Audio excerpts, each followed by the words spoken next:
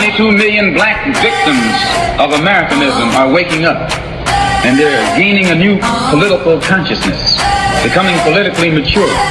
And as they develop this political maturity, they're able to see the recent trends in these political elections. Any minority that has a block of votes that stick together is in a strategic position. Either way you go, that's who gets it. You're in a position to determine who go to the White House and who stay in the doghouse. You're the one who has that power. You and I have never seen democracy. All we've seen is hypocrisy.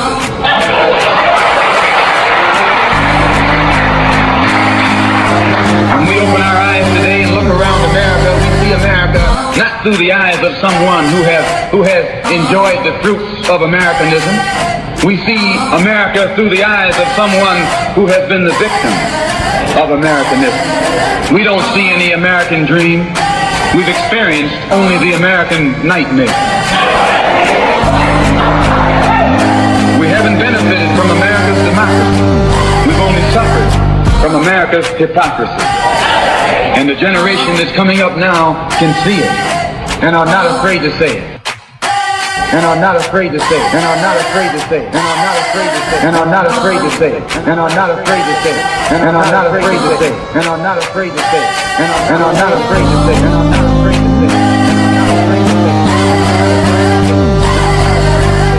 And are not afraid to say it. Welcome, People Before Politics radio show. That's right.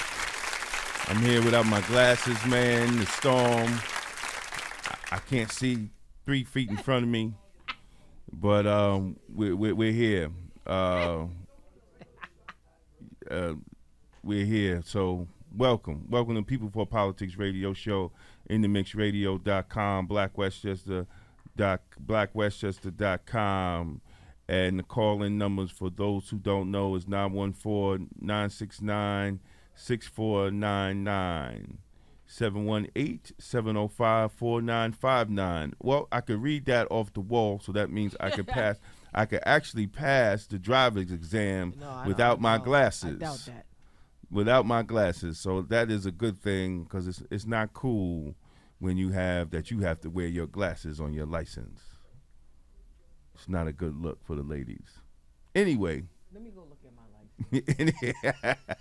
Let me check out my Anyway, welcome. We're going to have Dwayne Brown, who's the head of the Mount Vernon Chamber of Commerce. It's unfortunate that he couldn't be with us personally, but hopefully he'll be calling in. Those of you that don't know, it is a lot of snow happening outside. So if you're listening to it on your phone and you're driving, please be safe. But it's a great day to watch People Before Politics, because you can't go. You don't want to go outside. Not that you can't, but you don't want to go outside. So you could just sit home and watch People Before Politics radio show and find out what's happening. Oh, that's dope. Yeah. So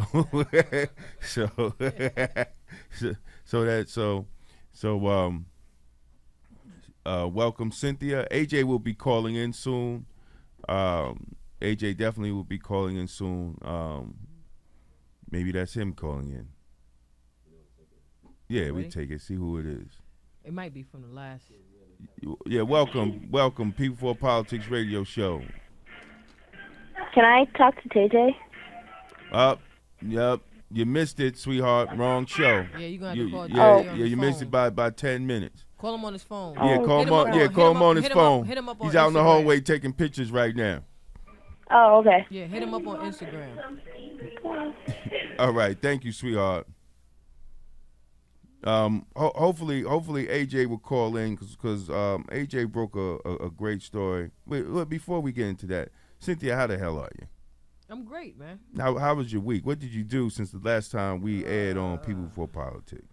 I'm always doing all kind of stuff. At my job, we have a parent as partners classes for parents to come in, and we give them advice, and they get to talk about things that they are troubled by, and First of all, I want to give some peace to the family of the little girl who was raped in the Bronx. Oh, That yeah. was right around the corner from my school, and it happened like around 6:30. So that's just 30 minutes after everybody usually leaves the school. So peace to that family in the Bronx. But we have parents that come in and sit with the administrators and sit with the educators, and we sit down and we talk about things and how to guide them. And so the focus Saturday that just passed was on eating right and brain foods and really taking care of not only our bodies as parents, but also taking care of our children and making sure that they are eating the correct kind of foods that they need in order to help them while they're in school. So that was one thing I did. The other thing I did is I finished paying off my student loan. Hand claps for that. Hand clap, Hands come there on. for that, crew. Yeah. Woo! A black person Yeah. that finished paying off a loan and a student loan. Finished paying off my student loan from 1992. And so now I'll be able to buy more champagne. Anyway, There you go. There There you you go. That's what's up. other than that, I'm finishing up the 28-day challenge, Damon, that I told you that I was going to do. Well, that's good. But I'm going to keep going. 28 days without any meat and just eating seafoods. And pretty good. No problems. I feel good. And we could do this. So now, I did it first. So that means that now you and I are going to do it together. So now, what are you supposed to eat now? Let's get back to what you're supposed to eat. What Yeah, 'cause can you it's- eat? First of all, because you went to the doctor said what he said about you. You have to change your diet. Okay, but what do you eat? Food, man. What kind of food? Regular food. Okay. The only thing I haven't eaten was any meat. All them steaks you be eating. Don't look at me like No, that. it's not about the steaks. I've cut down on eating steak once a month. And I Okay, go to that's- my that's pretty favorite good. steakhouse. Big plug for my man, the Stone Manor in Hawthorne. I got a big plug because I know the owner. Best steakhouse in town. So once a month. Me and the wife go once a month. And we have What about the other stuff well, that you? Yeah. the other stuff I eat, I try. I really do. I eat a lot of vegetables. I eat a lot of salads and stuff like that. Not what you You posted know. the other day. That What? wasn't that tempura. No. vegetables. What That the was hell is no, that? no. Listen, when I go out and I have some drinks, I gotta have some tempura, man. Come on. I mean, listen, you gotta live a little, cause look, I know healthy people die. I know vegetarians had heart attacks. So I don't even want to hear about this. It's all what you do in moderation. Get into the gym, do some cardio, take care of yourself. I try to do cardio 3 times a week. All right, that's Even going to the dentist regular is good. healthy. Yeah. Going to the dentist, going to the doctor, taking care of yourself. I saw the guy on CNN. What's the doctor? Sanjay Gupta, right? He said study has shown just increasing fiber in your diet, you could lose 4 to 10 pounds. Just increasing fiber. They ain't even talking about exercise. And he also said that studies have shown, they did a 7-year studies on different women, different groups of women. And they shown the person that didn't work out weekly, the person that worked out 3 times a week, and then a group of people that worked out every day. The group of people that worked out 3 times a week lost more weight, and they all was doing the same diet, but lost more weight than the person working out every day. Why? Okay. How the hell if I know? I don't. But I'm just telling you what the study, and now I'm getting hot. Now I'm telling you what the study. Why are you looking at me like that? No. Don't turn on the air conditioner. Do not touch that air conditioner. Take that hot sweat hood off. Nah. But yo, so I don't work out. Right. I do have a membership though. I could go in there anytime and dust off the card and just go in there and start working out. But I do get a workout at the job, chasing the children down, running up and down the block and all that kind of stuff. Caller. Welcome, caller. State your name.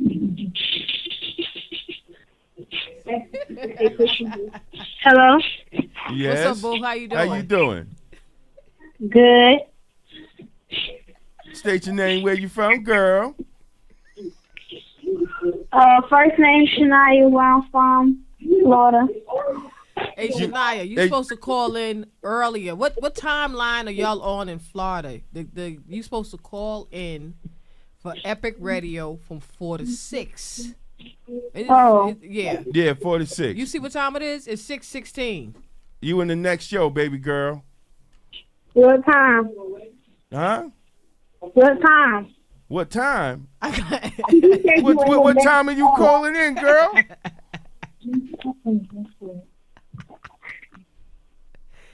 We gotta talk to Epic Radio about their. Yeah, man. They gotta listen. We gotta talk to Epic Team 6 because they gotta get a little more educated crowd, man. Because they can't tell time. They don't even know what time.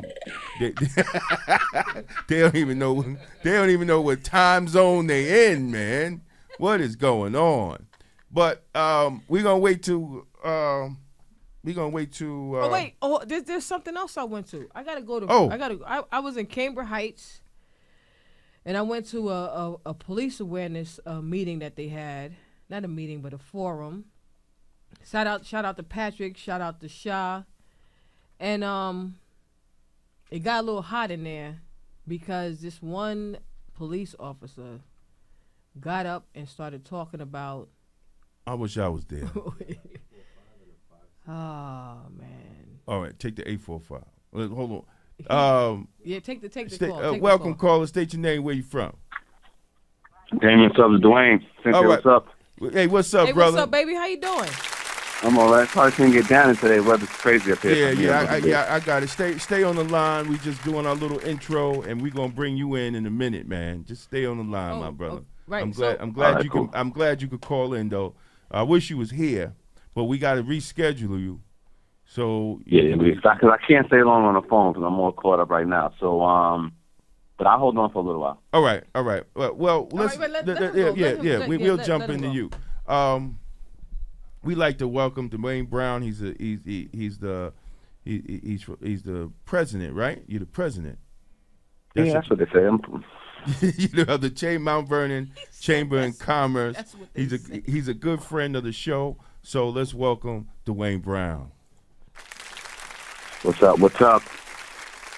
For Dwayne, now for people, for the listeners that do not know, what is the function and what is the mission of the Chamber of Commerce within a city?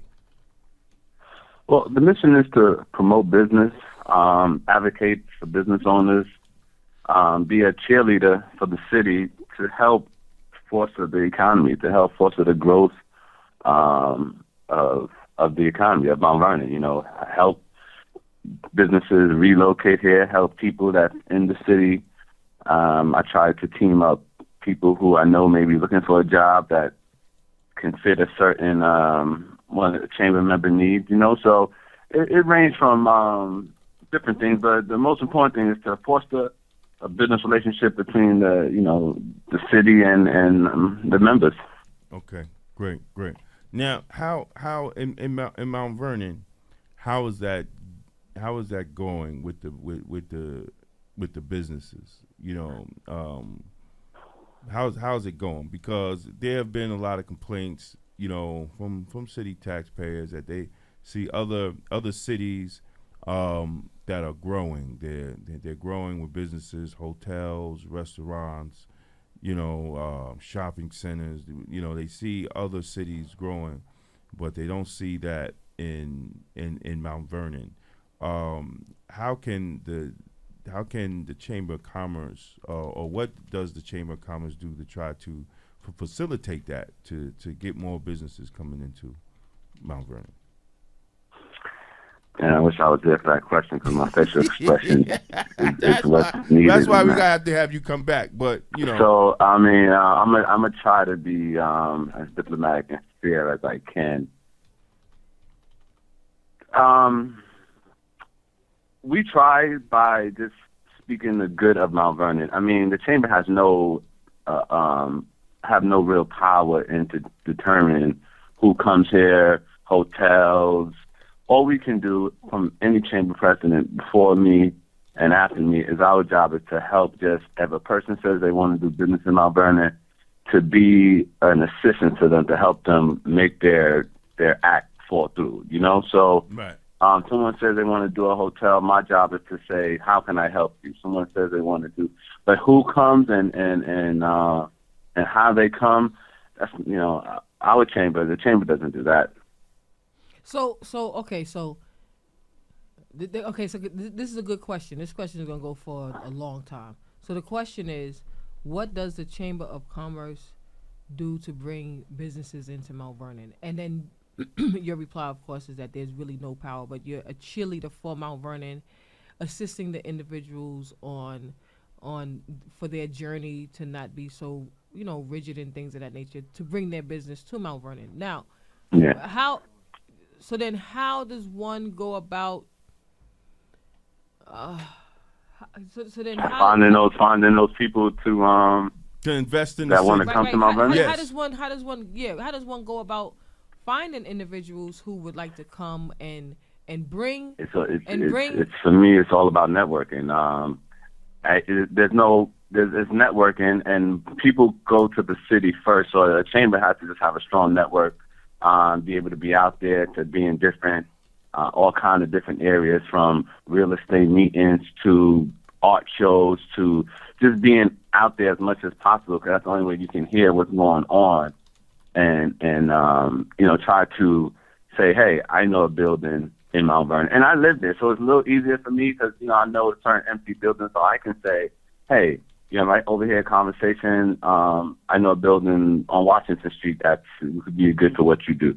So that's what I try to do as far as getting business to come to Mount Vernon. It's just if I see somebody going out of business and I'm in another area, I'll stop in and say, hey, this may work in Mount Vernon.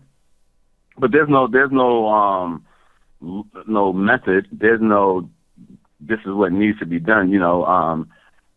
It's a volunteer job. I don't, to bring in millions on a volunteer salary is one of the craziest things anyone can do, So that says it all right there, Yeah. Oh, yeah. So now, I saw, I saw you, my brother. I saw a lot of elected officials. Y'all was with the shovels and it was the groundbreaking for the building that's down there on Gramerton Avenue, right? Yeah. So when was this? Because there's snow outside. It was just last week. This was this week. Friday. Friday? Yeah, Wednesday? Friday. I thought you was gonna say that they were shoveling snow. No. It was a groundbreaking. It was. Side note, Sanford Boulevard is supposed to be 2 lanes headed towards Pelham. It's still 1 lane. I don't understand how that. We get into that too because it's snowing outside, and the mayor announced that we was going to get. We have 4 new plows, but that's a whole nother story. But now, I've seen buildings built before in Mount Vernon, and I know the contractor Andre. Big shout out to Andre. We're gonna have him on the show talking about building in the city and builders and all that capacity. But I mean, you're building buildings. Shouldn't there be a focus on the businesses that attract the people to come into the city, so then they can decide that they want to live in the city? Because right now you're building buildings, but you got to go out to town to get something decent to eat. I mean, what's the point of moving in the city? And I heard this before when Franklin Richardson built the building on 3rd Street, that it was going to be a super rush of middle-class working people, to come up in the city, but that didn't happen. you know. And so, my whole thing is, if we're building buildings, what are we building to keep the people in the city? Because while we're building buildings, you go on the north side, you could go down a whole block and all the houses got for sale signs up. Yeah, I mean, So, so then your question, Damon, is like, how does it usually work though? Does it work where you're asking for residents to come first, and then the residents? I would think that it's the businesses right before the residents, because you got to have something that will keep the residents in the city. It's almost 50-50. I mean, it's hard. Which one's more important? They're both equally important, because you can go out of business waiting for the people to come. And if you take too long to put quality business in, the people get used to low-end stores or low-end quality. So when you bring something good in, it takes time to readjust. So it's what comes first, the chicken or the egg. I think it's one of those situations. I believe in the building going up. I mean, I know Andre is helping out and to put brothers to work and sisters to work and get people to work and help the business on that block. I'm all for it. But at the same time, you're right. If they're just going to live there and still go into Cross County and shop, still go to the place in Ridge Hill and shop, or the White Plains and shop, then, where are we going with this? So it's not an easy answer. I've learned that as I watched and got involved more and more. And, I'm a business person. The Right. chamber is more business than politics. I think sometimes people get caught up because people think we are associated with City Hall, or it's a total different body of thinking, a total different body of organization. The only thing that we must do all together is at least think and come together for the betterment of the city. It's not good for me to talk less about the city if I'm asking people to come in. That doesn't make any sense. So Right. That's the only thing we have in common, but the way we think and the way we do things is a little different. I don't have all the answers for how things are going over there, and I do question some, but, at the end of the day, the people got to get more in tune and also question. More people got to question, Yeah. Well, but a lot of times more people got to get involved, man. I mean, people are not involved for whatever reason, and I've also seen that you have a lot of influx of people that come from the different boroughs, and they're working, going day to day, their day-to-day business, and they don't understand the politics in Mount Vernon, but they have when you do see them, they have really legit gripes on what's going on in the city. And I tell them, well, you have to get involved. I mean, because you are the voice that people are not hearing. And from time to time, you might get some people that come to City Hall and you never see them before, and they have legitimate gripes, and I think that's an untapped group of people, of residents, of taxpayers that they need to be reached out on, because the process on how the city runs its business in relation to business, and city growth definitely has to change. You spoke earlier about the perception of the city when you go out to other functions with other chamber people. Speak about that. Well, I mean, first of all, everyone knows Mount Vernon, and it's kind of like when I'm there, it's like everyone started from Mount Vernon. When I go to these events, my uncle was there, my cousin was there, I grew up there. But they also sometimes have a perception of, they give you that look like, man, what's going on? Or is everything all right? Or how are you making out? And, I have business people that come into Mount Vernon that open their stores in Mount Vernon, and they meet me and they say, man, you must have grew up good, because some of these kids around here look like they don't even come from nowhere. And I'm like, son, we grew up fine. I don't know what you getting that idea from. So I can see that people just, because if you don't know, all you hear is negative. But when you grew up there, you realize that, there's some, but it's not really the majority. But the the little bit that gets out, people tend to jump on and react, and that's human nature. But it is really hurting the city overall because then people don't understand that people want to come here and open up restaurants because there's good people here. If everything is, we're arguing with each other, we're bad for each other, then it just clogs up. Right. I'm going to go somewhere else, and that, so people, when I'm at chamber events, I feel it, and that's a real conversation. Like, sometimes people don't want you to be real about how you feel, and I don't understand that. That's a real feeling. Like, my wife tells me all the time, don't tell me how I'm supposed to feel. I got, same thing. Right. You can't tell a person how they feel. If that's what I feel when I'm at these events, that's what I feel. I feel that we're not as looked upon as one of the powerhouse of. People always say that Mount Vernon is this close to Detroit. You heard that before, right? I say okay.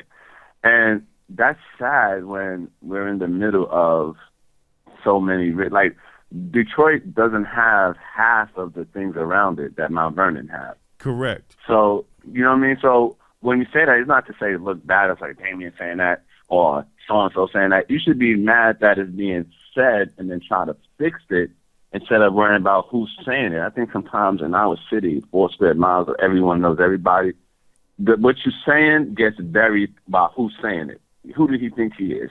Right. Yada, yada, yada. You're not, oh, yeah, it does make sense. Or, yeah, we should. Only thing that Detroit and Mount Vernon should have in common is Ben Gordon. He went to Mount Vernon and he played for Detroit. That's it. Well, that's the only thing we should have in common. Right, but I say it not to down Mount Vernon, but for people to understand why did Detroit. Then we shouldn't be close to it. You said because we shouldn't be close to it. Not only that, but it's to for people to understand why. The reason, but nobody asks why, and the reason why is the finances. If there is no income being generated, if there is no money that is coming into the city, like how many, everything leaves the city, from the people that work for the city, majority of them on the top of pay scale don't live in the city. Majority of police officers, 90% of the police force don't live in the city, right? So there's so much money coming out the city, and other than the churches and Sue's Rendezvous, but there's no money coming in the city. So if you're not bringing in revenue, sooner or later the bubble is going to burst, and that's why I say Detroit, not about the crime, not about anything else. I say to Detroit on a financial reason on how we need to look at the future of Mount Vernon and what is the future going to be if we don't start really being serious about the future, being serious about being serious. And that's why I say Detroit. I don't talk about the crime. I talk about basically, I talk about basically the business. I agree.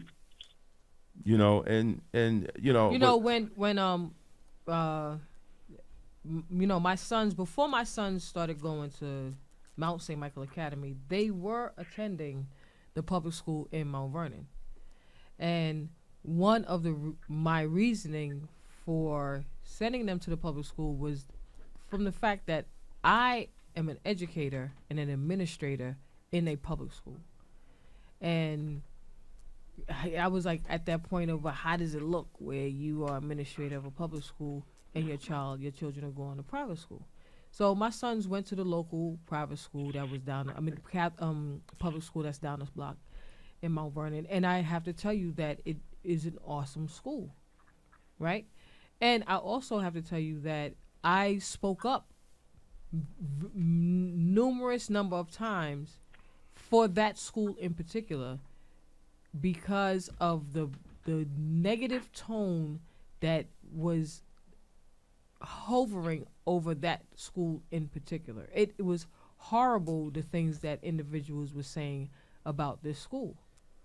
And so, it was a lot of pushback from individuals, and they was like, no, that's not how it is. And I said, yes, then I was like, do you have a child that goes to the school? They was like, no. Well, then how would you know? You're taking the word from other individuals. go into the school, go visit, go see what's going on. And I got to tell you that the staff at that school is this straight up bomb. They know what they're doing, they love what they're doing, and things of that nature. So statistics sometimes mess up individuals because statistics is not always correct. Yeah. Sometimes you got to go inside to see That's exactly right. what's going on. And so that's what happens. right. Here And so a lot. that's how I know about the statistics in regards to that school in particular and schools in Mount Vernon. You know, I know how statistics can look and how they make them look for certain individuals, Right. especially of color. So Yeah, without a doubt. yeah. So I love Mount Vernon. I lived in Mount Vernon all my life. I only moved out for like maybe, just a little bit when I was in college and things of that nature. But other than that, I love Mount Vernon. We got Yeah, I also too. It's a great place. Resources, people, skills, everything you need is within that 4 square miles of space that you can really. The best of the best is in 4 square miles. Right. I would like to see some meaningful businesses come to Mount Vernon. I remember when they were putting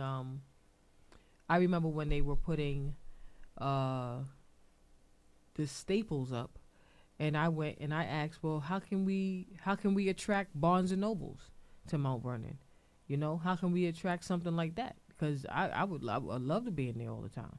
They said that the Barnes and Nobles in Westchester, when Assemblyman Seabrook came, he said that they was like, nobody's gonna come in here and read because ain't nothing but a bunch of black and brown people around here, and it's flourishing, it's doing well. So, I just want to be a part of bringing some meaningful businesses to Mount Vernon. What kind of business do you think? Barnes and Noble. Give me a list of a couple of businesses. Barnes and Well, it Nobles, gotta be- Olive Garden. Yeah, Olive Garden. I would like Starbucks. Check me out, right? Well, I mean, I think we Starbucks- missed the boat on. I think we missed the boat on 2 or 3 of what you said. Yeah, Starbucks was supposed to be on Gramerton years ago. They were coming. It was a few years back. Starbucks was supposed to be on one of the corners on Gramerton Avenue. Because Magic Johnson is part of the whole Starbucks thing, and he's still big in putting those businesses in the black community. But this is what I want to ask you. With Mount Vernon, with the population that it is, and one of the most dense black cities in America, also black run. People like Magic Johnson and the different people that have taken over some of these corporations and really behind the scenes try to push for movie theaters, Johnson movie theaters and Starbucks, and push for them to be in black neighborhoods. What can the chamber play in that role in trying to bring those type of businesses to Mount Vernon? And has there been resistance from the city, or is the chamber part of any master plan of the city with businesses? Because one thing that was slipped out with New York City, they were saying about Times Square, how it was changed and it went from this to that. But then they let out that was always in the actual master plan of New York City to have it look Times Square and 42nd Street, have it look the way it looks now. So, I mean, does the Chamber of Commerce play any type of role with that, or is it like totally separate from the? I mean, we will always like to, because I get the phone calls of always people always having wanting to ask me information. How can I help their business? So, of course, we would like to be a part of that, but that's having a government that opens up to you to make sure that you are a part of that. To have it where if a person you can talk to their scout person and say, hey, if there's any business that you're scouting that you need a letter from the chamber to write to promote or to assist. Of course we would like to be a part of that. That's why any chamber is around.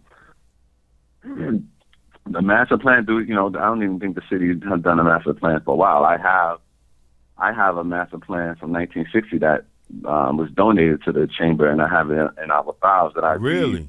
wow. Yeah, I read it. It's amazing what they wrote. But it's funny. People complain about the government now. They hired a guy to do a master plan in I think it was 61 last time. Don't quote me on the year, but it was in the 60s. Everything he wrote, they did opposite. So don't blame this to your government. It's just government in general. One day, brother, we're gonna sit down and we're gonna do a whole on that master plan, because I think a lot of people don't know that cities actually have master plans. They have master plans, that those plans, no matter whether you're a Republican or a Democrat, you base a lot of your decisions off that master plan.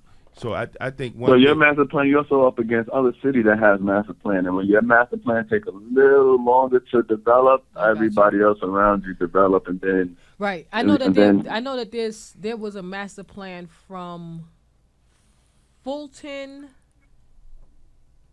to Sanford Boulevard, from Sanford Boulevard down to the end of Memorial Field. That there was something that was supposed to be absolutely spectacular. When? And that, recently? I think my father, at that time, was probably like 50 years old. He's 80 now. No, but that wasn't a joke. But but I'm dead serious, man. He told me about this master, because my father is like was heavy in Mount Vernon when he was living here. He just he recently moved to Florida, but he was a part of the community, and he said that there was a big master plan to really uplift that area right there. And growing up, this looks like what happened. Nobody doesn't really want to me deal with it on just a real basis. Then you get too political with so much. It was a very industrial, factory-driven place. That was changing, and as that was changing, they didn't change the zoning, they didn't change the requirements. So when all that dried up, that's why you got so many abandoned buildings, because that market changed, and then we didn't adjust to the change. Does that make sense? Yeah, no, it makes sense, but what we don't understand why they didn't change. Well, I don't understand that either. I mean. But that's the same, Damon. That's the same thing. Like when I went to the Board of Education meeting the other night, and at the meeting they were talking about there was this full plan for Mount Vernon's swimming pool and the roof, as well as various other projects. And for some odd reason, the project just wasn't finished. Just period. This wasn't finished. No explanation as to why it wasn't finished, and just it's like as if everybody was working on it, and then they just packed all the tools up, and everybody went home. Yeah, it's crazy. But I want to hook you up with a brother out of I think he's either Queens or Brooklyn, Reverend Dennis Dillon. He has been on the forefront of economic. He's been doing a lot of good works with economic development in the black community. Not like usual preachers with economic development, actually building an economical base in the black community, and also in the process of connecting black communities throughout the United States with Africa. Because one thing that he said, and I was with him this past Saturday, and one thing that he said is that every other ethnic community is connected to their ethnic homeland as of sorts. The third highest airlines in travel is Air Caribbean. Mm. So imagine the economic impact that black people have on the airlines. The third highest, the first two goes to Europe, and number 3 is Air Caribbean. But we don't take any, we don't get any money out of that. And that's what he's talking about. You know, when black people spend $1 trillion and we're consumers, you know, and we don't own any businesses. And a lot of people, you know, and that's what Kanye West was talking about on the BET Awards. So, I mean, he's working on a great program to try to change that type of paradigm and change that process. And brother, and he's also the owner of the Christian Times, very progressive magazine. I'm not sure if you could pull it up online, but that's somebody I definitely want you to hook up with. Yeah, I mean, anything I do to help the city and someone has ideas, I'm always willing to listen. I'm always willing to make the handshake, make the meeting. You know, if I know two companies in Mount Vernon that can help each other, but they necessarily don't know each other, I always try to make the connection. You know, growing up here as a chamber president, one of the advantages that I grew up here. I've been here since I was 5. And I don't live here, but I'm still there every day, so I live there. I'm 39. So I think I've had enough time to make proper, at least in my eyes, what I see. You know what I mean? Like, I'm not implanted here. That's want to say things to make people feel good. But when you grow up in a place and you don't see change as often, or you look at the same building and when you were 7 and the same building looks the same way it looks now, of course you're going to want to know why. And right. Of course you're going to want to have questions. So I think as growing up here, my passion as a president is a little much, I wouldn't say more than someone else, but I grew up here. I didn't move here when I was 20. I grew up here. Like, everything good that's in my life came from Mount Vernon. You know, I met my wife at Harley Park during Thank God Day. I go on and on and on. I've learned.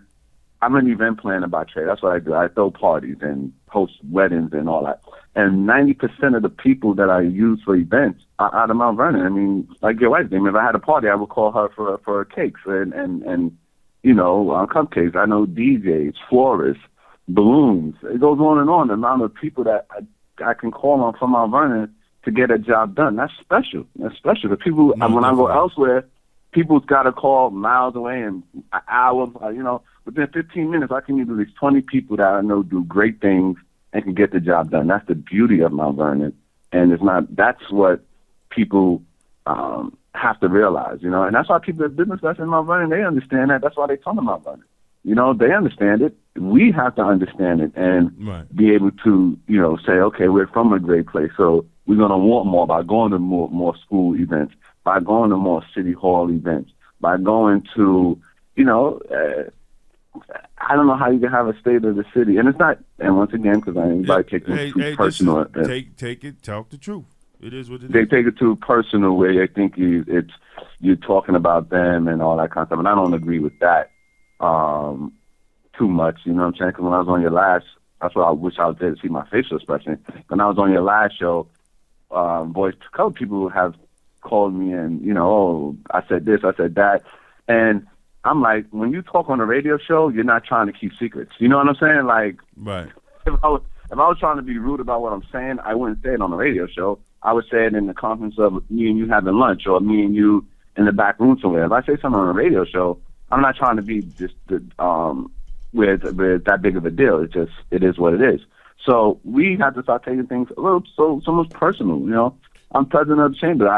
I cannot say I'm a president of something and don't expect people to attack me, question my leadership, question all these things, and take it personal. All I can do is walk and say, hey, it is what it is. If I'm not doing a good job, either I'll do better or someone else is going to do a better job than me. Right. But I can't take it personal. And in the city, we can't say things sometimes without it being a personal attack. And it's not. It's just things aren't where they should be right now. Right. You know? Right. You know, and it could be better. And when individuals make complaints, then that means that individuals would like to see a change, especially if you have individuals, who are part of the solution. I say things because I am a part of the solution. If I see that there's something that's lacking, I'm a part of it. I'm a part of trying to correct what is lacking, and so. You know, we would like to see a change for the better, because we know that Mount Vernon is a wonderful place. And in the same breath, I just want to ask you about the Women's History Month the women in business.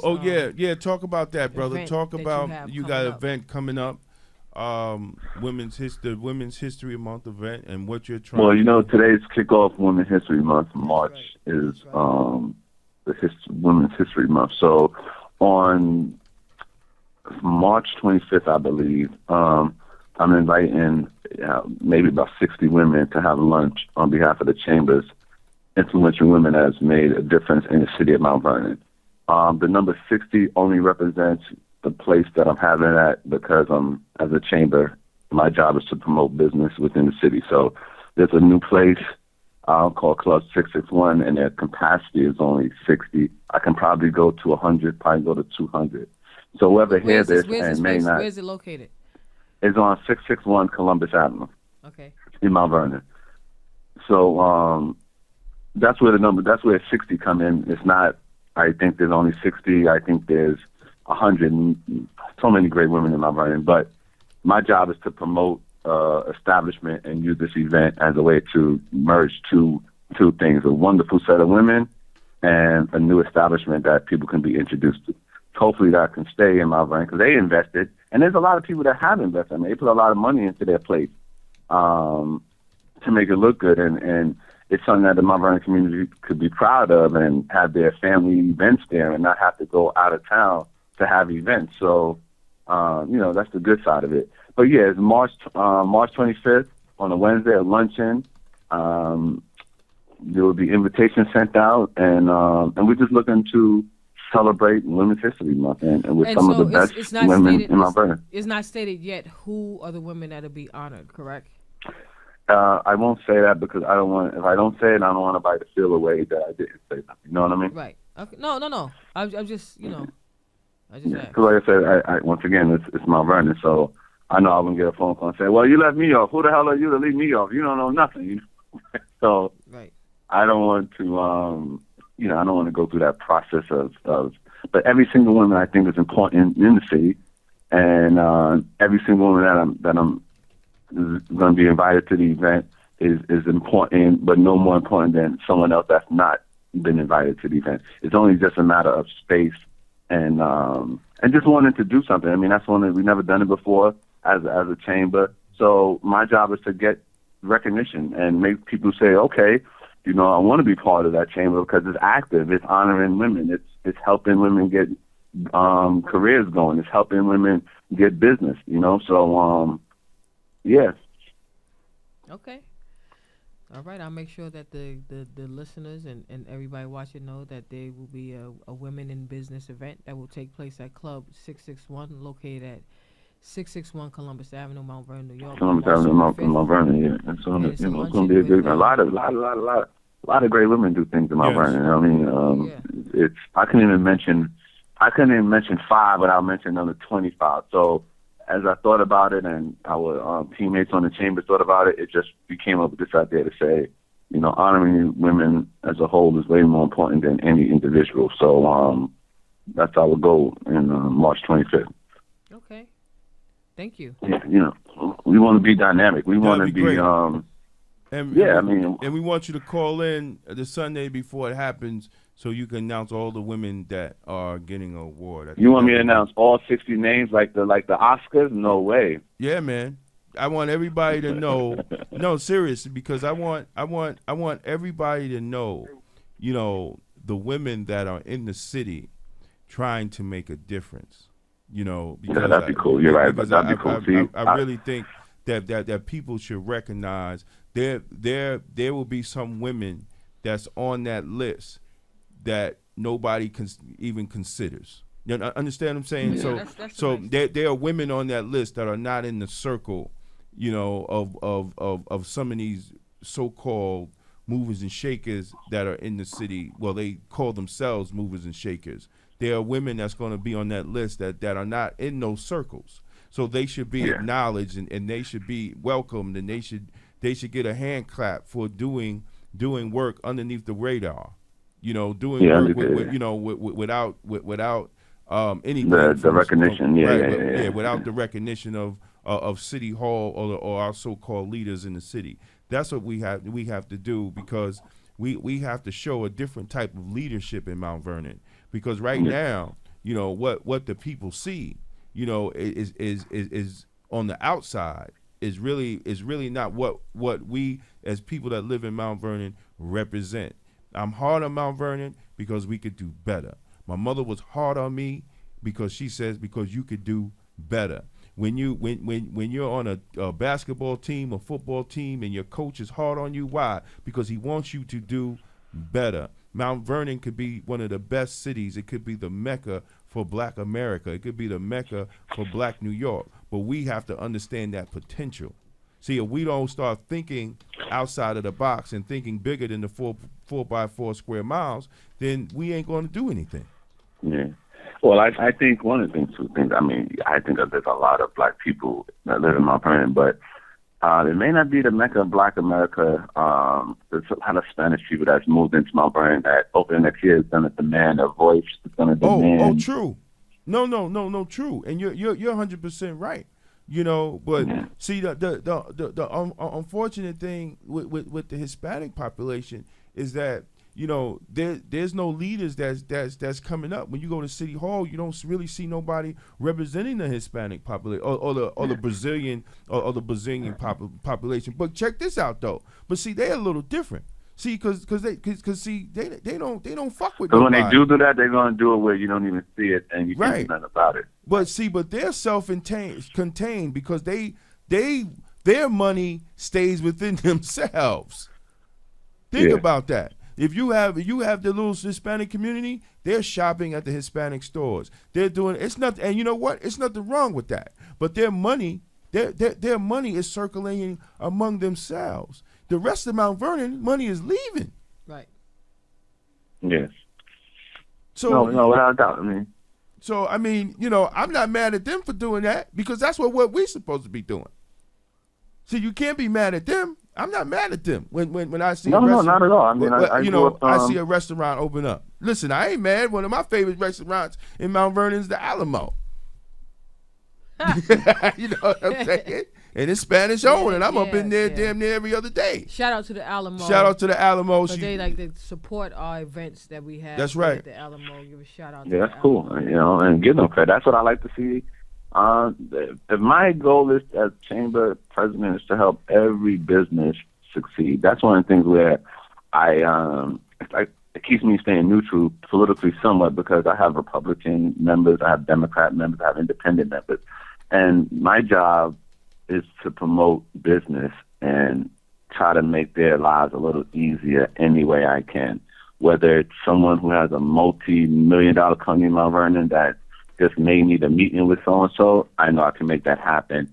Or someone who's starting out and need a mentor with someone who's been in business for years, I know I can make that happen. So, you know, at the end of the day, I respect the position, but the point is that I'm from here. It means a little bit more because you don't want to be from here and do a horrible job or be just using the city for your own benefits or anything like that. So I think the transition now of our future leaders hopefully will come from within that grew up here, that have a self of pride from being from here and had, you know, from teenagers. You know what I mean? I had rough days in Mount Vernon, good days, but I can't blame Mount Vernon for nothing that ever didn't go right in my life because everything I needed was good in the city, you know? Certain things was messed up, without a doubt. But we have to change the process. No, I'm saying, but that's what I mean. When somebody didn't have a childhood here, if someone comes to some place as an adult, they just know it as an adult place and they making the adult decisions moving out. But when you 5 growing up in a place and you become an adult, you see a place much more differently than coming in at 30 and now you're trying to that's why when police chiefs or superintendents have a hard time because they're coming in here trying to manage people that have been here for 25 years. How do you do that in 2 years, in 1 year? You know what I mean? Right. You know what I'm saying? We gotta start promoting people from within, but that's from the police department, that's from the school system, that's from City Hall, that's from Chamber, that's from any organization in Mount Vernon. Your management staff have to be people that lived here for a while, have more at stake than people just come here from wherever they come from, and they come with their because if you come in here to do a job, you're not coming here because the person before you did a good job 9 out of 10 times. Would you agree with me? Right, you come in here to replace. Yeah, you come in here to replace somebody that they say did an awful job. So you come in with your man, I really got to fix things here, and I really got to do this here. And then sometimes you really don't. Right. Well, you just got to tweak it a little bit. Yeah. Right. Well. See, that's the nature. But see, part of that is human nature too. And I still try to. I still don't understand why when new leaders come in. See, you could tell. That's how we could tell the quality of the leader. See, when a new leader comes in and he tears down everything that the old leader did, not because it was actually wrong, because who put it together. See, then we got to reevaluate the new leader that we just put in, because it makes. Why do we continue to start off at zero? Well, that's the problem, and that's what happens. So we have a decade of starting off at zero, and within that decade, we've missed so many prime opportunities for the city because we have put in leadership that really are not for the people. They're for their own personal agenda. Because when you tear down things that are working, we know the old saying, if it ain't broke, don't fix it. That's right. So why are you changing it? Why are you changing something that is actually working for the people and giving people services? Yeah, and then you put in something in place that don't even work. Yeah, but why are individuals not stepping up to the plate saying that some of these things are working? Here are the things that are not working. Because they don't want to lose their jobs. They don't want to lose. Then it becomes. They don't want to lose their jobs. They don't want to lose.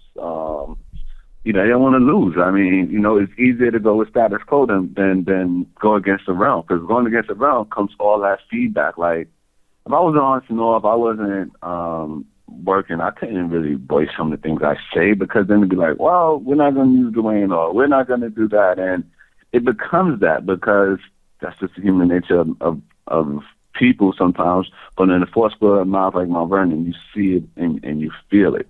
And I don't understand why can't they promote superintendents from within, or the first shot should go to someone who's worked in the system for years. Groom people to be superintendents by helping them get that degree they need. If you've been in school, if there's a young teacher right now, recognize the young teacher and say, hey, whether it's male or female, I can see you being superintendent in 10 years. So you know what?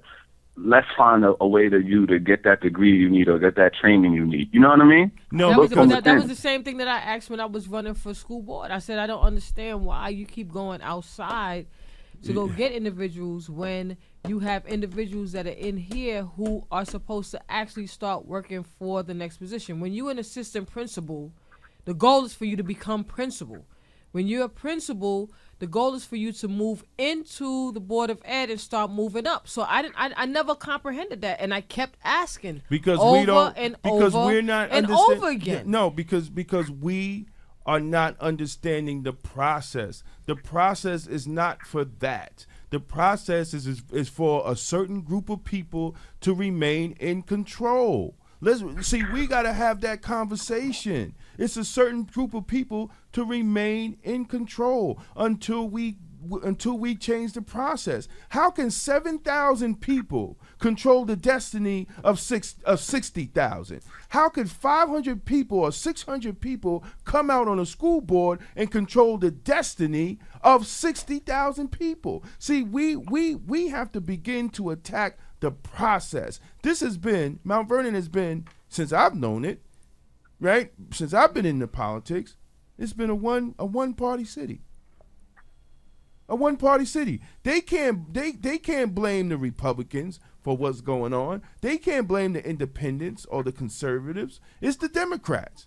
See, but you cannot even get into that process. They're not even letting you into that process. And when you ran for school board, who was you running up against? People that was running the Democratic Party was running the school board elections.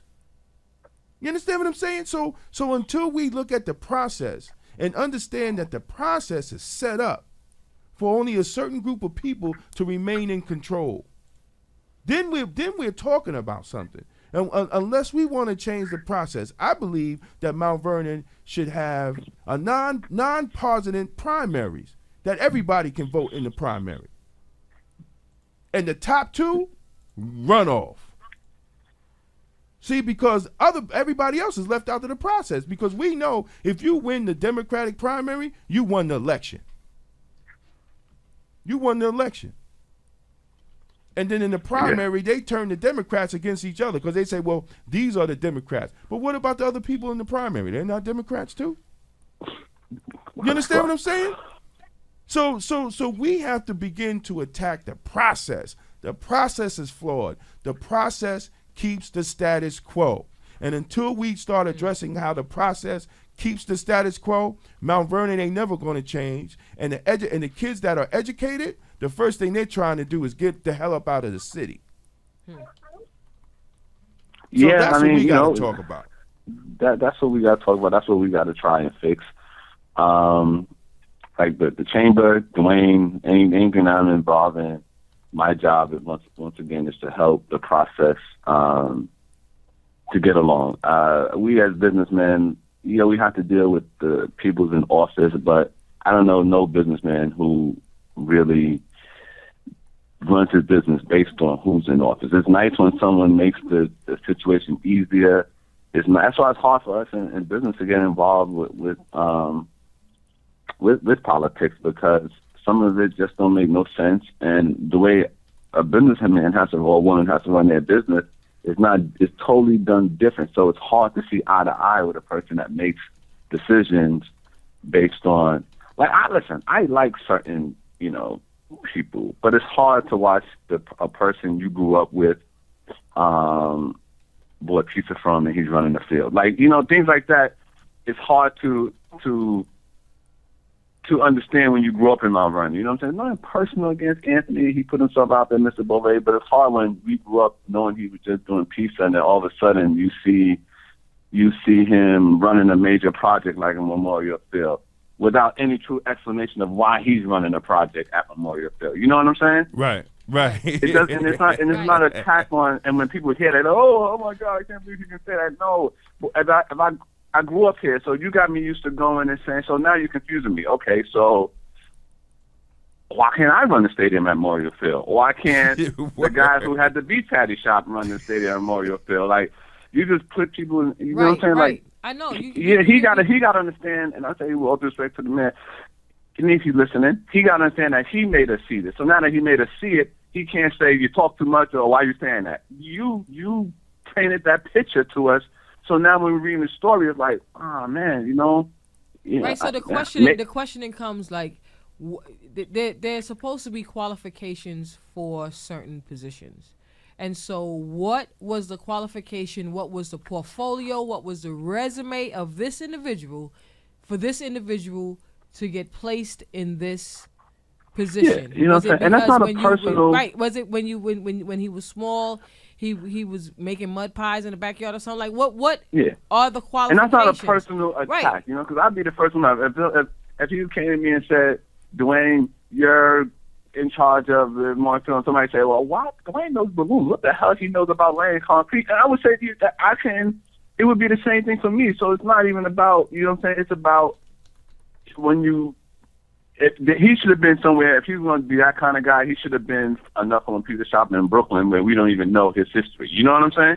But to watch him all our lives being younger kids, going to him, and he's a nice guy. There's nothing against him. He's got to get attacked because he's left without any shield. So he has to get attacked. Now, they can say, we want to do what we want to do, mind your business.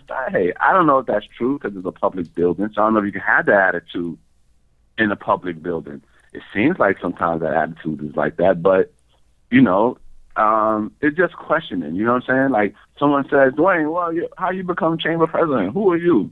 I don't have a degree in business from any business school, but I've been an entrepreneur for 20 years of my life. I'm successful at it. I've learned so much at it already. So, and I volunteered for the chamber for over 15 years, volunteering. So I'm not president because, and one, listen, at the time I became president, no one wanted to do it that was in our circle of being the president. So I'm not beating my chest to think, wow, look at me, I'm president. I'm not. Listen, I'm humble and I know who I am. You know what I mean? Right, and that's what you're supposed to. But you know, I guarantee you they're gonna run somebody against you soon because you're not.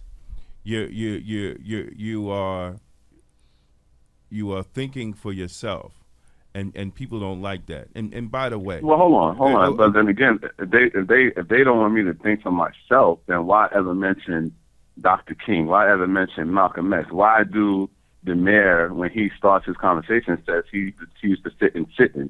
You see, that's the problem I have with you. You can't have it both ways. You know what I'm saying? You can't tell me one thing and tell me to act another way. You know what I'm saying? No, and you're right. And you're right. But these people that mentioned Dr. King, you know, let's be honest. They not even close to what Dr. King was doing. Well, I'm not even a close to everything.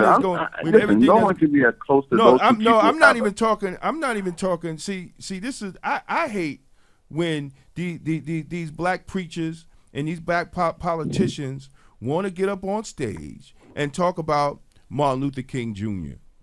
All right, I advise everybody to read Tavis Smiley's book on the last year of Martin Luther King, because see, probably these same ones would have been the same ones that talk about that is the same ones that probably would turn their back on Martin Luther King. He had 2 nervous breakdowns his last year living because people shunned him away. A lot of people don't know that. But back to these people claiming Martin Luther King. How can you sit here and claim Martin Luther King and none of these black politicians are standing up for this segregated Westchester? See, we forgot Westchester's in court with HUD because it is segregated. You don't hear nothing from these Negroes. They don't even stand up when the DA says that White Plains police used the word nigger to kill Kenneth Chamberlain Sr. as a tactic. Where was these people that claim Martin Luther King? Because we know if Martin Luther King was here today, he'd have been protesting in front of the DA's office. See, that's the problem. I lost respect for them because they full of it. And where I fall in line with all this too, once again, because I'm in, you know what I'm like when it's like my brain for me? I'm like, I feel so much in the middle. I'm like a real a net between, because love is the wrong word for these politicians, but I have a wonderful relationship with the DA, and I know sometimes people feel that she's wrong on one thing and not. I have a wonderful, at least you can say that. I can't stand her. Well, no, I mean, yeah, I can't stand her, and it's not personal. It's not personal. It's on justice. You understand what I'm saying? I understand that. It's That's the why I don't process. speak, because I'm business, and you're in the field of justice. So I know my place. I never speak with all information I don't know. So when I come from a business point of view on this, I know business. So I try to keep with all these people I know from a business standpoint. And like I said, a person like Reggie Lafayette, I know you have on the show when we talked about him, but I tell people, I think everybody who wants to learn government, whether he's right or wrong, should sit with him because he knows the government. Like from the business standpoint, I've met so many people within that field because of doing business with him. We're taking photos at events where I'm allowed to bring now. I've been doing it for years, so I bring a student with me so she's be able to sit next to the governor.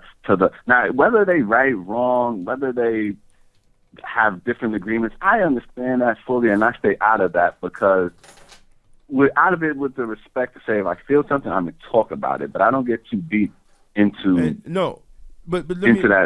thing. And I agree with you, but see, this is where we fall behind as black people. And this is why we are at the bottom as black people. See, if she would have said, let's turn it around. If she would have said that about Kenneth Chamberlain Sr. and he was a Jew, right? The Mount Vernon Chamber of Commerce wouldn't have any relationship with her. All these other see, businesses. No. Listen to what I'm saying. I don't Listen, have no. I'm not. I'm not. I have a relationship. No. No. The Jewish person running the Mount Vernon Chamber of Commerce wouldn't have no relationship with her. She would have been cut the fuck off. See, we don't do that. We don't do that as a people, bro. We don't. No, let's call it for what it is. We don't do that as a people. We don't do, and my engineer, he's laughing because he understands that shit. We don't do that as a people. Look what Kanye West did. He got on the stage, disrespect a white woman. He was blackballed for 3 years. Oh, and when he spoke you don't about, do that. Right? And see, we don't send that message. When he spoke out again, because that's my dude right there, Kanye West. I don't care what nobody say about him. And when he spoke out about Bush, ain't nobody have his back on that either. That's right. See, you know what I'm saying? They want to say that he crazy and shit. Dude ain't crazy. He know exactly what he's talking about. But we don't do that as a people. We do not do that as a people. We do not shut them down when they do us wrong. We do not do that. So we got to get to the point as maturity as a people, man, to say you're not going to allow these injustices to go and deal with it, because we always, oh, well, she's all, and I'm not saying you, brother. I'm saying the whole thing. She's all right with me. And Reggie Lafayette, I'm telling you, this is now. You are welcome to come on the show. You are welcome to come on the show and discuss this, because as a black man and head of the Democratic Party, I think the Democratic Party should be held accountable for what the injustices are going on in black people throughout Westchester County, and why there was so poor economic development, and why are we still supporting a segregated Westchester County. Let's call it for what it is. And you are welcome to come on the show. You tell people I didn't invite you. So I was on a bus last week. I went because I used to be, I was heated and mad about something. So I went on a bus trip to the Black Women Caucus in Albany about 2 weeks ago. And as I went to film a project, so I'm working in my own state of mind, not up there for just work purpose. So I'm filming, and the woman says that she was about 65. She says that this generation, which is her generation, 65, 70, was the first generation that will retire with a pension from the union and retire with their pension. And it kind of hit me from a point of, she's not even my grandmother, she's my mother.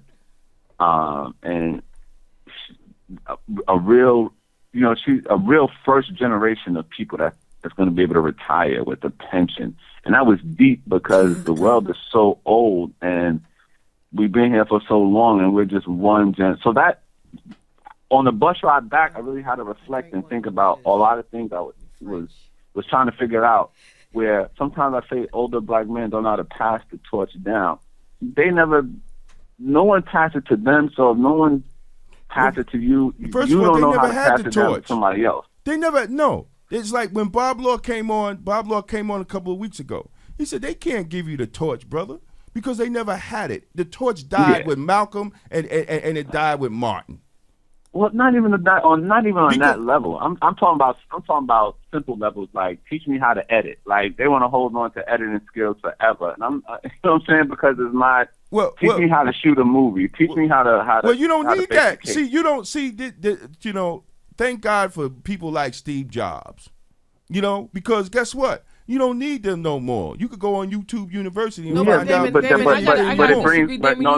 You don't need them no more, Damon. But you need. But if they don't want to show you, see, this is the problem. Right. They don't want to show you, because a lot of times they want to be the only nigga in the room. What? You understand what I'm saying? Because and it is what it is. They want to be the only nigga in the room, so they're not going to show you politics. They're not going to show you the science of all this other stuff, because they want to be the only nigga in the room, shucking and jiving and smiling. Because that's what it is. That's what it is. No. Until we as young people, as young adults, say the hell with that, because this is our future. Because you sitting around getting fat. And we still trying to feed our kids.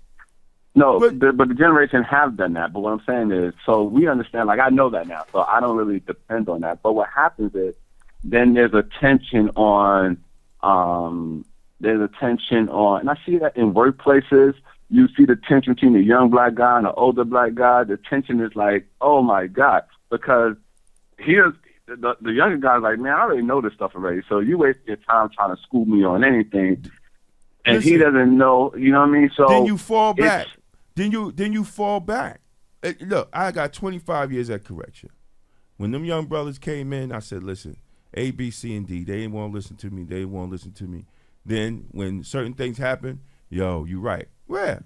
Because I've been here. I understand. But at least I'm trying to give them knowledge. What we're trying to do, on the level that we're trying to do it, they don't want to show us. See, because they're worried about their own paycheck. They're worried about their own power. They don't want to show us with that. See, it's a difference.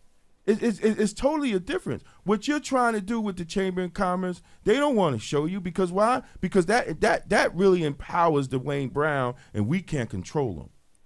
They don't want to show a person how the process of politics, because that empowers that. You know why Sam Rivers is the most dangerous man in Mount Vernon? Because they taught him. Because they taught him the process. And he's exposing their hypocrisy in what they taught. That's why they're scared of Sam Rivers. Not that he's a mean person, because they taught him. No, I don't think at the end of the day it's politics. So No. At the end of the day, it's about paper. It's about paper, that. I mean, right? So what I'm saying is that's why Sam is that's why he is a threat, because they taught him the process, and he's exposing the hypocrisy in the process. See, and that what makes him more dangerous. So we got to understand that. And when are we going to attack the process? Because if we don't attack the process on how our leadership, not just in Mount Vernon, but nationally as black people, if we don't change this process, we'll still be getting crumbs from the master's table. Because look at all the black communities throughout the United States. They're starving. And we can't continue to blame the white man. That shit gets old. It gets old. It's convenient for the ignorant, but even the white man was like, man, I ain't got nothing to do with that. That's y'all. I left that city to you. So you can't blame the white. We can't blame the white man. We can't blame the white man no more. Especially on how we're running our business. We can't blame the white man. So now we got to look at what the quality of our leadership, the morality of our leadership, and what is our leadership doing for the future of Mount Vernon, or the future of any city that have people of color. We got to start looking at that because we being played, bro. We being played. Anytime you have 7,000 people decide the future of 60 to 80,000 people, there's a problem.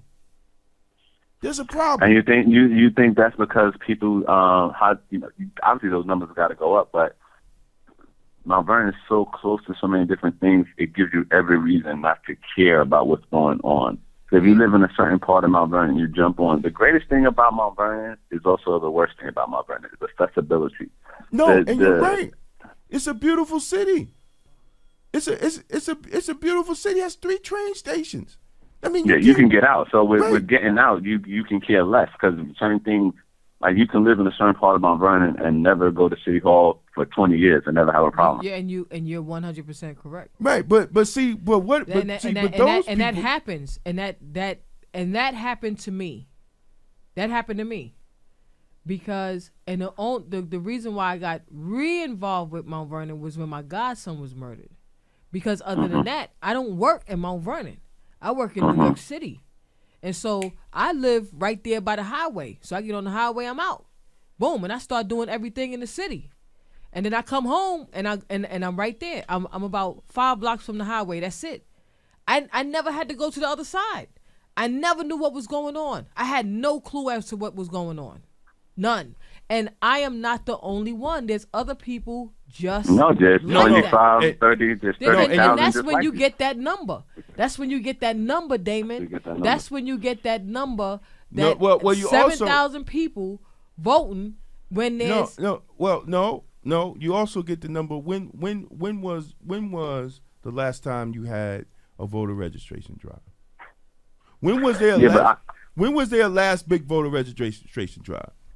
I don't know. Okay, they do one every election year. Right. Well, this is the problem, and part of the problem is those that are actually affected don't vote. They don't vote. You have kids walking down the street. Now, if you have a city that has a lot of people that have felonies, unfortunately, but it's other factors of why they have it. But what I'm saying is they don't even know that they are eligible to register. They don't even know they're eligible to register. When I ran for city council, there was many young men, I got a felony. But in New York State, you could register. Now, you would think that a city that is majority Democrat and a people that have historically voted Democrat, right? You would think they will be out there registering what? More damn Democrats. You think they will be out there pushing more registrations for people that can register. You would think that. Wouldn't. But I wouldn't do that if I know I can win with less numbers. I wouldn't push for more numbers to put myself in danger from winning. Then you are showing the hypocrisy, right? You don't want no new numbers. Why? Because those new numbers might not support the candidates that you're pushing up. This is right. You just said it, brother. This is by design. They're doing it on purpose. No, they don't want no new registrants because the new registrants they might vote for Damon. You understand what I'm saying? So this is by design. This is by design that you could win a primary with 1,500 fucking votes. But it's by design, but it's I don't know. By design is a tough word, but I would say this. Then what is it? Then what is it? If they don't have any desire, to register new voters. Well, they're strategists. The one thing I've learned is that anytime you have someone on your campaign that's a strategist, that's what you pay them for. And I'm not talking about the campaign. I'm not talking about the campaign. No. I'm talking about the party. And remember, I'm Dwayne, talking about that Democratic Party have strategists. Right. They have, but they're not running against anybody. You remember the strategist is working all year long, though. Right. But what I'm saying is they're not running against anybody. This is strictly party politics because once you win the primary, you win the election. Once you win in Mount Vernon, if you win, and in many cities, you win that strong Democrat or strong Republican. Yeah. If you win the primary, basically you won the November election. The election is based on who won the primary. So what I'm saying is this: you're having Democrats running against each other. You're not running a Democrat against a Republican. There's no strategist with that. This is basically numbers. Keep the numbers low. That group will always support who we support, and we control who runs the city. That's why the process has to be changed. Because unless you kiss ass, unless you're co-sign or kiss the ring, then you're never going to get in that circle. And from what we hear, they already decided who's going to be the Democratic nominee for mayor. They decided this in Mount Vernon already? They already what I'm hearing. I'm not saying anything yet, but they already decided. So how would they select the person that we elect? That's not a good process. It's not a good process. And then they shun the other Democrats because this is who we pick.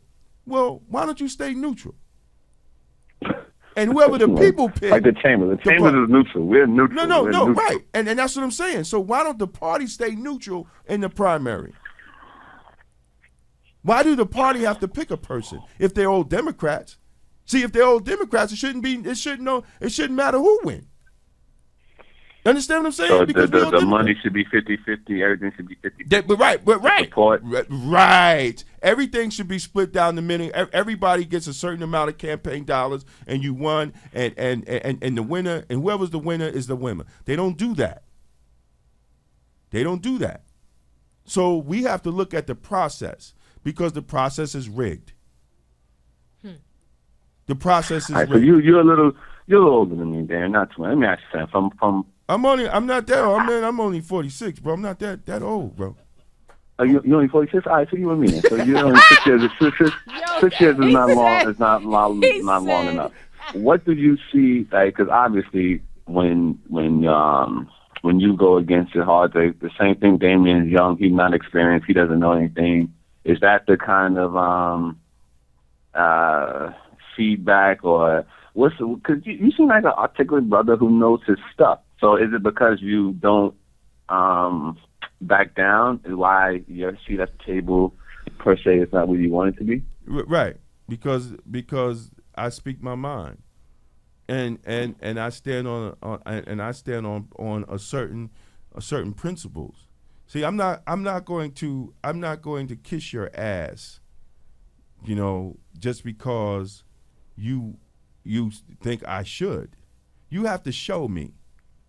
I have a lot of respect for all the black politicians. I have respect for them because anybody been in the game and anybody do what they have done to stay in office that long, you have to respect that gangster. Mayor Davis, I respect your gangster. But on the other hand, when I see the city, when I see the city in the condition that it is, when I have a vision saying that Mount Vernon should be the Mecca for black people. It was the Mecca of entertainment in Westchester at one time. It wasn't White Plains. So when you understand the history and you understand where the city should be, then you have to question the leadership. When you understand that in 1992, the African American Advisory Board to Andrew O'Rourke put out a report. Everything that we're talking about, every issue that we're struggling against was in that report in 1992. Understand? And guess who was on the African American Advisory Board? You had Ruth Hassel Thompson. Back then, Ernie was the county legislator. You had Andrew Stewart Cousins, both of these, and they're now senior senators. So you had the report. You had the report. The report even said that they were systematically moving people that were on welfare to Mount Vernon, Yonkers, Austin, Peekskill. Right now, Mount Vernon has 25% of all people that are receiving welfare live in Mount Vernon. That's a lot for a 4x4 square miles of city. But they knew this was going down in 1992. But nobody stepped in to fill the gap. Nobody pushed back on the system. So when you start realizing this, I'm not going to play that game and be a part of that. I respect you for your position. I respect you for your work. But I can't play that game because that game hasn't got our people anything. They haven't got us anything. Yeah. No, you make some. I'm glad that. Excuse me. I thought you were gonna have to bleep me a lot when I do come to the show. So I'm glad now that I won't be getting that bleep. No, I don't bleep on the show. And when we play on White Plains Public Access, they put up a disclaimer. So we good to go. So you can say whatever you want to say. I'm glad I won't get bleeped too much. And I apologize those who hear me curse that don't usually hear me curse before. Sometimes it slipped out. It's passion. Mount Vernon brings out that passion in you, man. And we all wanted to. No, it does. It's because it's like one of those places where it can be great, and it's like, man, if we all just come off our high horse a little bit, or if someone calls me and legitimately says something that can help the chamber, I'm going to do it. I'm going to listen. If I can help somewhere in the school board, or if I can help somewhere in the city, I'm going to do it because we all carry the envy on our chest. So we all have to figure out. And yeah, I mean, if something's not working, I believe that some people should be able to come to the table and say, hey, this is not working. Let's try this. I don't know one day will that ever be accepted or will always be turned away as, who the hell he think he is? They don't know what they're doing, yada, yada, yada. But eventually you can't keep down that road. Eventually you're going to have to say, because if you go anywhere and you Google or MapQuest Mount Vernon and look through it, there's some buildings that are messed up. Now we got some buildings going up, but it's they're going up a little bit too late, maybe. You know what I mean? Like I like the one on Gramerton, but that took almost 8 years to. And then you talking about on Gramerton across the street from the Alamo? Yes.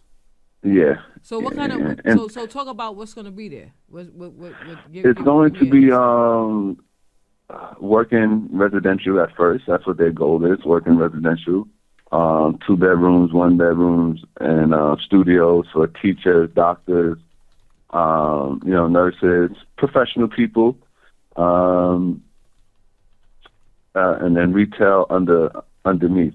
Now, if that works out, I think that could bring a good mixture of people into the city. But once again, if you don't have valuable stores for them to shop, or, if people in that building going to go to, what's the supermarket on 3rd Street, 3rd and... Oh, you talking about... Yo, that's... You know what? I just... you talking about the one where the Pathmark used to be, right? Yeah. People from that new building going to go shop in that building? I don't know, because those people, how they're saying, teachers, doctors, lawyers, they may want to go to the Stop and Shop in Cross County because it's a little bit closer and maybe a little bit. Okay, so but here's the thing. They may want to go. I've never been at that grocery store. I have. It's very nice. I've heard that it was a nice grocery store. No. But let me tell you why I don't go to the grocery store. I don't go to that grocery store because I can't. I just can't. I cannot walk out with the shopping cart and I got my back turned and then dude coming up from behind me asks me if I need help. You can't come up from behind me like that. I'm old. Just like you said, I'm old, man. I'm 46. I'm old, man. My heart ain't too good like that. So I don't go in that parking lot. That parking lot is very, very uneasing, especially to a woman. So I can't go in there. I would love to go in there, but I can't go in there because of the parking lot. And well, then go in the daytime. I'm talking about in the daytime. oh, I thought you were talking about at night. What the hell? No, but listen. No, I can't, man. I can't. My wife took me there for the first time last week. And, their deli is off the chain. Their seafood is crazy. I'm not, and I live right by Food Town. I'm not shopping at Food Town no more. I'll just have to get in the car because the selection is a very good place. The parking lot. It's a very good place. But like Dwayne, we gotta go back. What is the master plan for the city? Because if you drop something nice up in there, you have to you gotta build balance something it around. over something nice. The surroundings. So the parking lot. If they drop something nice like that in there, why in the name did they not fix around that, clear out the parking lot? Well, which one? The Pathmark, the old Pathmark? Yeah. When Pathmark I remember when Pathmark first opened, and they robbed it the first week. My father said, "Don't be upset. There's still Jesus off the cross."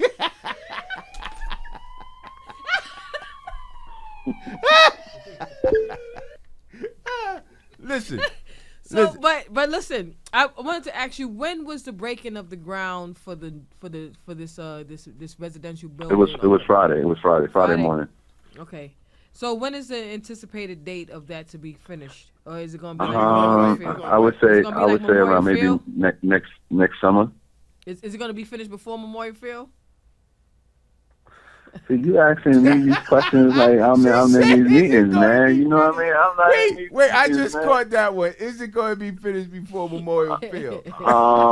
Yes. Well. Yes. Well, I mean, that's private money. So anytime private money is handling something, they always going to go up faster because they have a more return on the investment they're looking for. So being the fact that that's a private person, someone that has his own money into that with his investors, of course they want to go that to go up because, they need to start making money.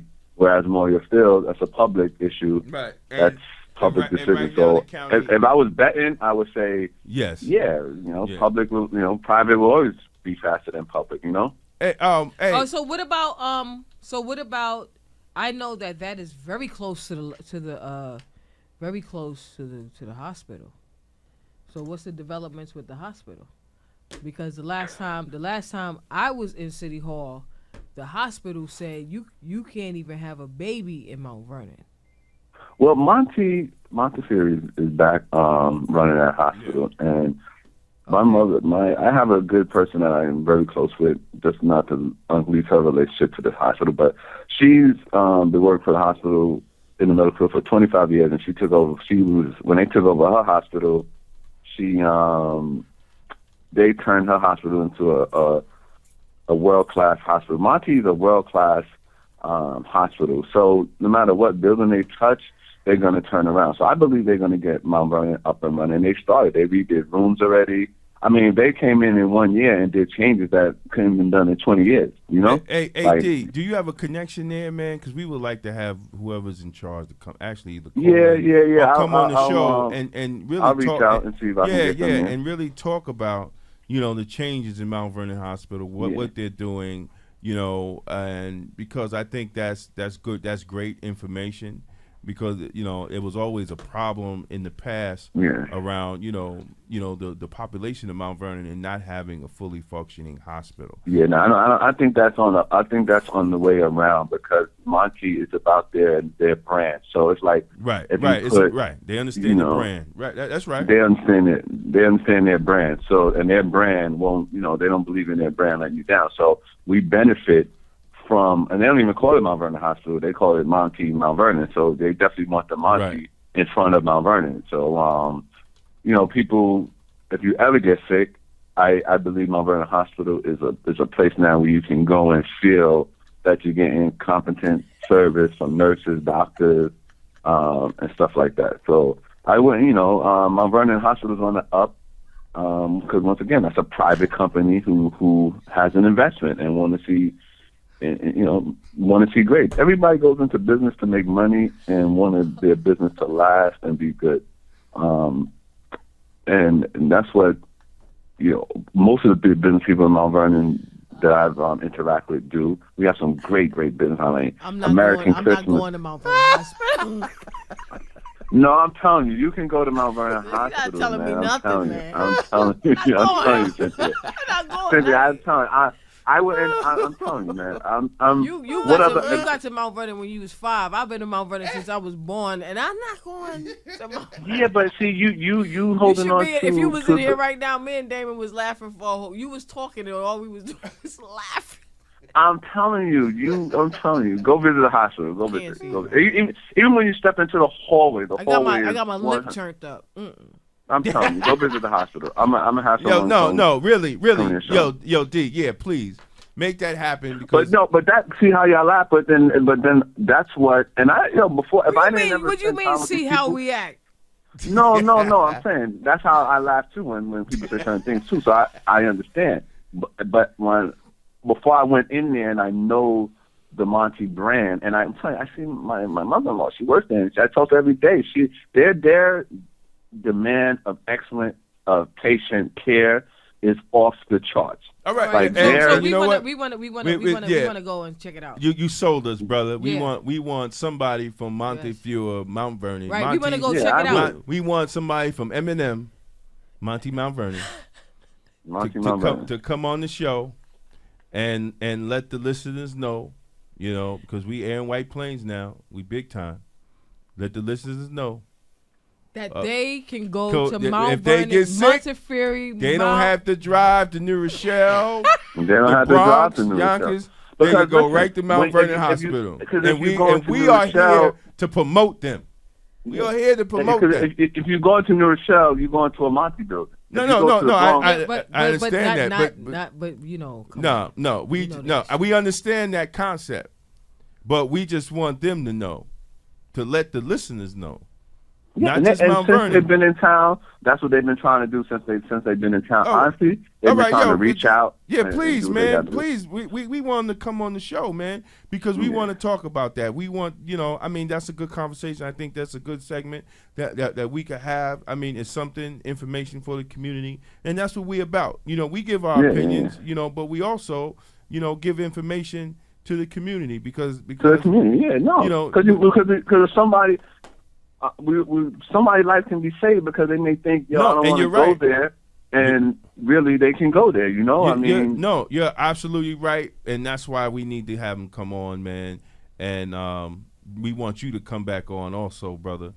Hopefully, we're gonna try to get you, if Priscilla's listening, try to get you before that date, before the Women's History, to come on real quick. Yeah, no doubt. Right, we can talk about it. But it was a pleasure, man. I hope man. I want to thank you for coming on, brother. That's Dwayne Brown, Mount Vernon Chamber of Commerce. He's the president. Dwayne, Mount Vernon, you. and we want to thank you. Get home safe. Hopefully we got through the snowstorm all right. Hopefully it's the last one, and we can. Yeah, definitely. And when you got the flyer done, please send it to us so we can blast it out also.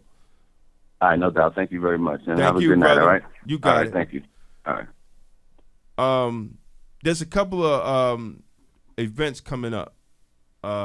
Institute of the Black World is having the International Reparations Summit from April 9th to 12th. A meeting on the National African American Reparations Commission and reparation advocates from the Pan-African world. Really serious. It's no joke. They still talking. Yes, black people are still talking about reparations, and hopefully we'll have Dr. Ron Daniels from the Institute of Black World 21st Century. I was blessed to be with him this past Saturday, and hopefully we could get him on the phone, have him call in and talk about the importance of reparations. What does reparations mean for black people in the United States? Also, when we're talking about breaking the process of politics, March 14th is called the National Conference of Independence. All you independent registered people, you have a national conference. There's a National Conference of Independence on March 14th, and it's at the NYU Skirball, LaGuardia Place, 566 LaGuardia Place, New York.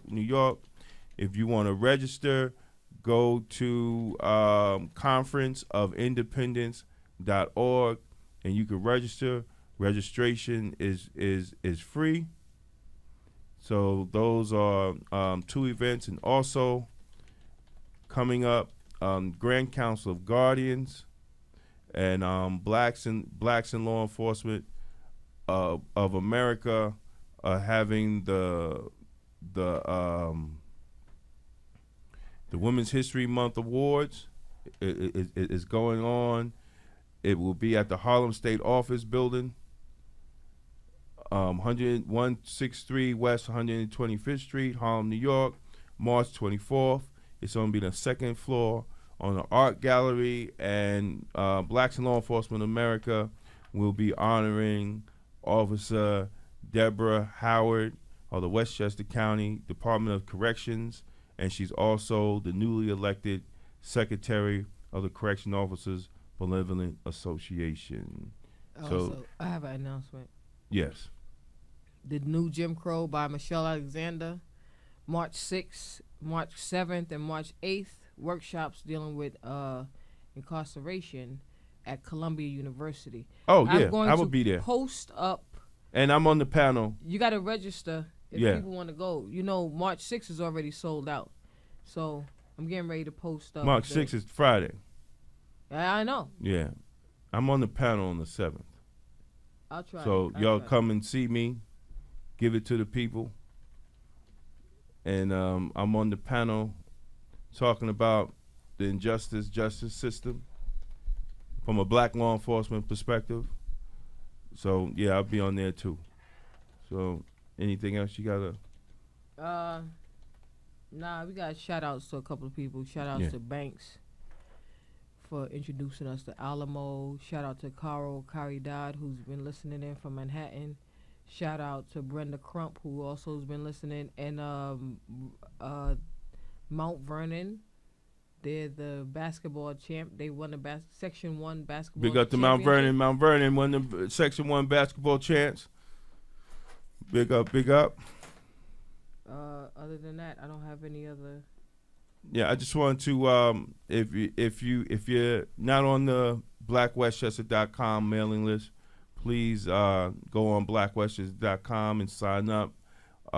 We got new articles. One of the articles is by our editor-in-chief, A.J. Wushin. Are historical civil rights organizations selling us out? He asked a question around the newly lawsuit of Byron Allen on the newly merger of Comcast and Time Warner.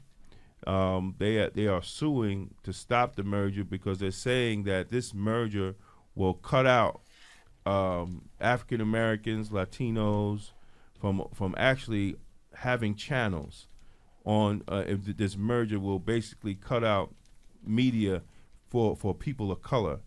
And Byron Allen, if all you know the famed Byron Allen, the comedian, he's accusing Al Sharpton for taking quiet money, and he's also and they also found that the other civil rights organizations have received a lot of money from Comcast, and he's saying that's why they haven't addressed the issue. Also, there's an ACLU report that highlights racial disparities in school to prison pipeline from the ACLU. The Urban League, Sorora Sampson was honored at the County Board of Legislators for Black History and Heritage Celebration. There's an article on that. There's an article on the Stop and Shake initiative with Yonkers. Instead of stop and frisking them, stop and shake their hand. So check out that article. It's very interesting, and you got to give credit where credit is due. They're putting out initiatives to change the relationship, and you can't get mad at that. The city of New Rochelle is considering creation a committee on community policing to examine the effects of community policing in New Rochelle. I wrote an article. Is Black Westchester racist or revolutionary? The need for more black media.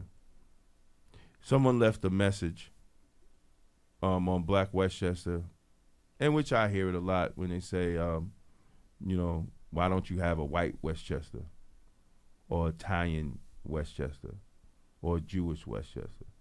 My whole thing is if they made it, why should I can't be mad at it if they made it. But why everybody has to bring it up when we have something black? And they say that with Blacks Law Enforcement of America. Well, what if we had a whites in law enforcement? And I always say you already do, and that's your local police department. You already have that. So we have to look at how race plays in our institutions. And being called Black Westchester just because I'm pro me does not mean I'm anti you. I'm just pro me. But it's what I do. Being pro me, if I stop you from being pro you, and I stop you from being pro you and the advancement of you, then that is racism. That is definitely racism. So I wrote a response to that, and you could definitely read that. And also for anybody who wants to see the past shows of People Before Politics, they could go on blackwestchester.com or peoplebeforepoliticsradio.com. And you could get all the past shows. And we are also airing every Sunday from 3 p.m. to 5 p.m. In White Plains on Verizon 45, Cablevision 76, the full 2 hours. So you can have a whole Sunday watching People Before Politics if you're in White Plains. You could watch us on 3 to 5, then get on inthemixradio.com and watch us again live 6 to 8, And then if you having one of them Netflix binges, you can get on blackwestchester.com and watch all the shows. So for all your listeners, and if you want to take ad space, advertising, please contact Priscilla Ishii at 914-288-5006. Black-owned media, you know, one of the deaths of black-owned media is people not seeing a need in taking advertisement with black-owned media. So definitely, if you have a business, party, or anything you'd like to promote, please contact Priscilla, and she will send you an outline of the different advertisement options that you could get with blackwestchester.com and People Before Politics. So that's it. You got anything to say, Cynthia? That's it. You don't have nothing to say? Everybody be safe in the snow. Yes, it's snowing. I know some people are already calling out sick. Somebody called out sick on the way here while we was in the car together driving. While I was driving, they called out sick and said they couldn't come to work because of the snow already. So be careful in the snow. I wonder who could that be, man. I wonder who that was. I don't know. But, and, be careful in the snow. And also just a reminder to make sure that you also check on the elderly. Yes. And individuals. I got to call my mama. Again, they will tell you that they're all right, and they're usually not all right. Ask them if the heater's all right and if they're warm and things of that nature. Because outside, it's cold outside right now, and the weather is frightful right now. So that's right. For all y'all, thank you for all your listening. You also can check out, which I forgot, I'm sorry. You can also check out editor-in-chief of Black Westchester, co-host of People for Politics, A.J. Wishon, on WFAS. Let me look at the call numbers. 12:30 a.m. 12:30 a.m. on your AM dial. 12:30. At 8:30. No, I'm sorry. 8 o'clock on Tuesdays. A.J. Woodson on the Bob Marone Morning Show on WFAS AM, and you can check me out, Damon K. Jones, every Wednesday at 8:30 on the Bob Marone Morning Show, and we're talking about the news with the black point of view in Westchester County, and you can check us out on that. And big shout out to WFAS for allowing us having that opportunity. And the Bob Marone from the Bob Marone Show, he's gonna come on the show soon, and we're gonna have a great time with his point of view. And also Lisa Wexler from the WFAS family, she has us on from time to time, and when she says when the weather gets better, because she lives in Connecticut, she's gonna come down, and we'll have a great time. She's a judge in Connecticut. And so we're going to have a good conversation about the justice system. They got Klan in Connecticut. Yeah, well, they got Klan in Westchester. They got a lot. They got Klan. What? I'm just saying. You know, they got Klan. My father told me that. Yeah, so Lisa Wex is going to come down, and we're going to talk about the justice system of Westchester County and what we could do. All right. And 2 months, we're going back to Pete Pereira. Please investigate Janet DeFior. I know she thought I forgot about the segment, but I didn't forget about the segment. We're going back to that once a month to bring up cases in Westchester County that should have been investigated properly. They didn't indict them, but they got charged, right? With about 4 boys. Wasn't that the other day, or 4 or 5? Maybe. I'm not talking about no gangbangers. 2 weeks ago, them gang members. I ain't talking about no gang members. Those are small gangs. I'm talking about the big gang bangers. I'm talking about them anyway. About 4, maybe 2 weeks ago, they all got shut down. Well, they should have been. That's what law enforcement is supposed to do, is shut down the bad guys. But they need to shut down the bad guys on both ends. It's not going to end with Silva. What's his name? The man from the assembly that was making all that money. It's going to, a lot of politicians need to go to jail. They need to go to jail just because they ain't doing nothing. Imagine if you send a politician, I only got 1 minute. Imagine if the politician don't do nothing in the first term, you go to jail. You know how much work the community would get if that would happen? We need to call Obama so he can make that executive order. I think I'm going to try to push that. Politician go to jail. Well, anyway, we're done.